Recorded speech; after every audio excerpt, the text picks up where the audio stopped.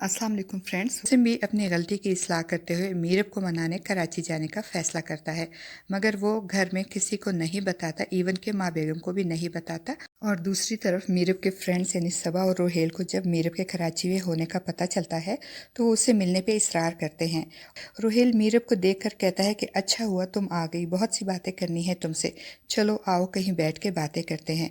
और जिस वक्त मीरब रोहेल की गाड़ी में बैठ रही होती है, ऐन उसी वक्त मुर्तसिम की गाड़ी भी वहाँ पहुँच जाती है। और मुर्तसिम मीरब को रोहेल की गाड़ी में बैठते देखकर गुस्सा हो जाता है और इनकी गाड़ी का पीछा करते करते उसी रेस्टोरेंट में पहुँच जाता है।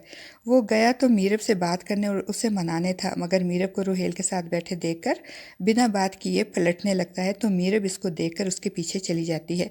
मुर्तसिम तेज़ी से जा रहा होता है और मीरब इसको आवाज़ देकर रोकती है। अफसोस, एक बार फिर मुर्तसिम मीरब से रोहेल की वजह से बदगुमान हो जाता है। वो उसकी बात सुनने को तैयार ही नहीं होता, बल्कि उल्टा उससे कहता है कि मुझे तो लगता था कि तुम्हारे दिल में मेरे लिए जगह बनने लगी है और हमारे दरमियान दूरियां मिटने लगी हैं। उस पर तंज करते हुए कहता है कि तुम्हें देखकर ऐसा लगता है कि ऐसा कुछ भी नहीं है। जिस पे मीरब कहती है कि मुझे बोलने का मौका तो दो प्लीज़, मगर मुर्तसिम कुछ सुनने को तैयार ही नहीं होता।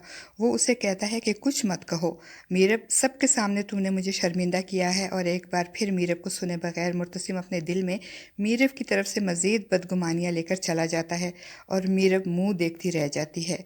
वो बहुत अफसुर्दा होती है और वापस अपनी फ्रेंड सबा के पास बैठकर उससे कहती है कि लोग मोहब्बत जाने बगैर ही उसका इजहार कर देते हैं या फिर आंखों की ठंडक को मोहब्बत समझते हैं, लेकिन जब मोहब्बत अपना हक मांगती है, एतबार मांगती है, तो हाथ छुड़ा के चले जाते हैं। और मीरब ये सब कहने में हक बजानिब होती है, क्योंकि मुर्तसिम ने भी उससे मोहब्बत के बड़े दावे किए थे। मगर जब जब एतबार का वक्त आया, मुर्तसिम जज्बात की रोह में बहक कर अपने वादों की पासदारी नहीं कर सका और यही बात मीरब को दुखी कर रही होती है। मीरब की बातें सुनकर सबा हैरान होती है और कहती है कि मीरब, तुम्हें तो मुर्तसिम से मोहब्बत हो चुकी है। दूसरी तरफ माँ बेगम, जो कि एक तरफ तो मरियम की शर्त और दूसरी तरफ वक़ास साहब की मीरब की सच्चाई सामने लाने के बाद अब माँ बेगम भी मुर्तसिम से मीरब को घर वापस लाने का तकाजा करती हैं। तो जवाब में मुर्तसिम, जो कि एक बार फिर मीरब से रोहेल की वजह से बदगुमान हो गया है, कहता है कि मैं उसे नहीं लाऊंगा। जिसमें माँ बेगम कहती है कि तुम छोड़ कर आए हो तो तुम्ही को लाना होगा ना। जिसमें मुर्तसिम हतमी अंदाज में कहता है कि छोड़ दिया बस, और आप भी अब इसकी फ़िक्र करना छोड़ दें।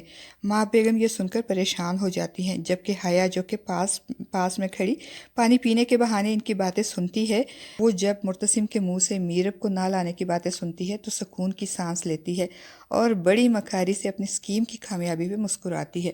मगर आखिर कब तक हया, कब तक मीरब के खिलाफ अपनी चालें चलेगी और कब तक मीरब को इस घर से दूर रख पाएगी। आखिर को एक ना एक दिन तो मीरब को मुर्तसिम के घर वापस आना ही है, क्योंकि मुर्तसिम भी मीरब से बहुत मोहब्बत जो करता है और अब तो मीरब को भी मुर्तसिम से मोहब्बत हो गई है। फ्रेंड्स, आपका इस बारे में क्या ख्याल है? अपनी राय का इज़हार कमेंट बॉक्स में ज़रूर कीजिएगा।